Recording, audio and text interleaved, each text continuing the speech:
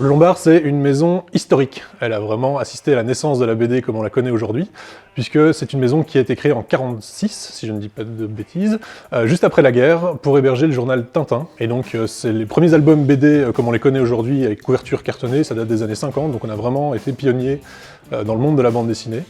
Et c'est une maison qui a continué à se développer jusqu'à aujourd'hui.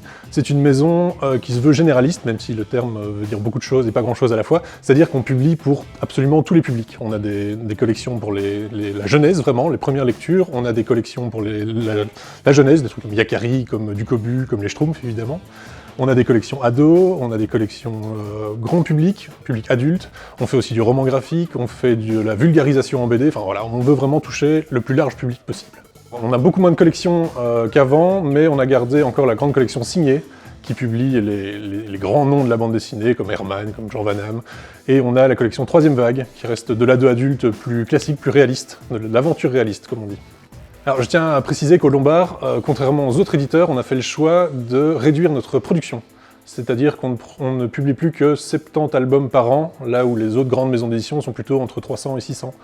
Donc voilà, c'est un choix, on veut lutter contre la surproduction de BD qui nuit un peu à tout le monde, surtout aux auteurs. Avec 5500 nouveautés par an, bah forcément les albums se vendent moins, donc les auteurs touchent moins d'argent. Et au Lombard, on décide d'en faire beaucoup moins. Mais donc, ça veut dire qu'on est une petite structure. On est actuellement 2 éditeurs et un directeur éditorial.